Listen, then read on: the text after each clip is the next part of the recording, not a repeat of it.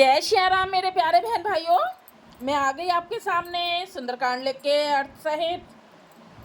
आप सबको मैं अर्थ सहित सुंदरकांड सुना रही हूँ। आप ज़रूर कमेंट्स कीजिए। आप सब कमेंट्स नहीं करते हैं, ना लाइक करते हैं।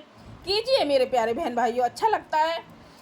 और मैं आगे इसलिए चल रही हूँ कि जहाँ लंबे लंबी चौपाइयाँ हैं या छंद वगैरह हैं तो वहाँ मैंने भाग कर दिया है, तो इसलिए हम चल रहे हैं 58 भाग पर।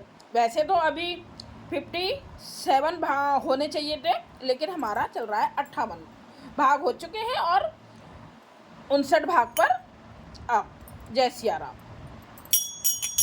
लक्ष्मण बाण सरासने आनु सो बारिधे इसके किसानु छठी सन विनय कुटिल सन प्रीति सहज कृपन सन सुंदर नीति। हे लक्ष्मण, धनुष बाण लाओ, मैं अग्नि बाण से समुद्र को सोख डालूं। मूर्ख से विनय, कुटिल के साथ प्रीत, स्वाभाविक ही कंजूस से सुंदर नीति, उदारता का उपदेश।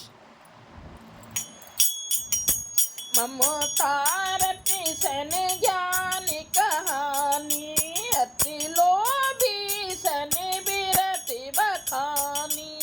क्रोधी समकाम ही हरि कथा,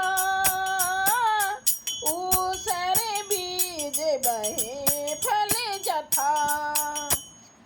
ममता में फंसे हुए मनुष्य से ज्ञान की कथा, अत्यंत लोभी से वैराग्य का वर्णन, क्रोधी से शम शांति की बात और कामी से भगवान की कथा, इनका वैसा ही फल होता है जैसा ऊसर में बीज बोने से होता है।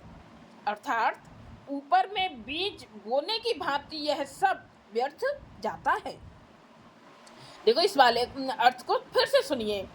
ममता में फंसे हुए मनुष्य से ज्ञान की कथा और अत्यंत लोभी से वैराग्य का वर्णन और क्रोधी यानी कि शम शांति की बात और कामी से भगवान की कथा, इनका वैसा ही फल होता है जैसे ऊपर में बीज बोने से होता है। तो ऊपर बीज डाल देंगे कहीं तो खेत में पौधे उगेंगे? नहीं उगेंगे।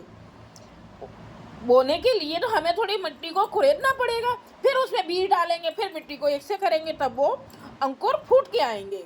तो इन लोगों के लिए से ये सारी बातें बेकार की हैं। अर्थात ऊपर से बीज बोने की भांति यह सब व्यर्थ जाता है। अस कही रघुपति चाप चढ़ावा, ये मत लक्ष्मण के मन भावा। संधान प्रभु बिसख कराला, उठी उधति उड़े अंतर ज्वाला। ऐसा कहकर श्री रघुनाथ जी ने धनुष चढ़ाया। यह मत लक्ष्मण के मन को बहुत अच्छा लगा। प्रभु ने भयानक अग्नि बाण संधान किया। गुस्से में एकदम प्रभु ने अग्नि बाण संधान किया, जिससे समुद्र के हृदय के अंदर अग्नि की ज्वाला उठी। डर गए। मकरी उड़गी झज घने अकुलाने, जरत जंतु जल नित जबु जाने। कनक थारे भरे मन गन नाना, विप्र रूप आयो तजमाना। मगर सांप तथा मछलियों के समूह व्याकुल हो गए।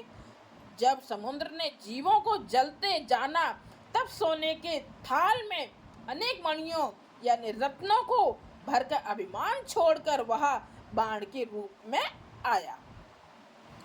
काटे ही पई कदरी फरही, कोटि जतन को सींच। बिनय न मान खगेश, सुन डांटे ही पई नभु नीच। काकभूषण जी कहते हैं, हे गरुड़ जी सुनिए, चाहे कोई करोड़ों उपाय करके सींचे, पर केला तो काटने पर ही फलता है। वो वैसे बोने से कहाँ होता है ना। केले को तो जितना काटोगे उतने ही कुल्ले फूटते हैं पौधे के। नीच विनय से नहीं मानता, वह डांटने पर ही झुकता है, रास्ते पर आता है। कैसा बोला है कि कोई जैसे जिद्दी हो तो कोई प्रेम से वो मानता है, नहीं मानता। उसको तो जब तक डांटेंगे नहीं तब तक वो मानता नहीं है। तो इसी में यही बात बताई है कि डांटने पर ही झुकता है और रास्ते पर आता है। ये हुए हमारे 59 भाग। लाइक कीजिएगा, कमेंट्स कीजिएगा। जय सिया राम।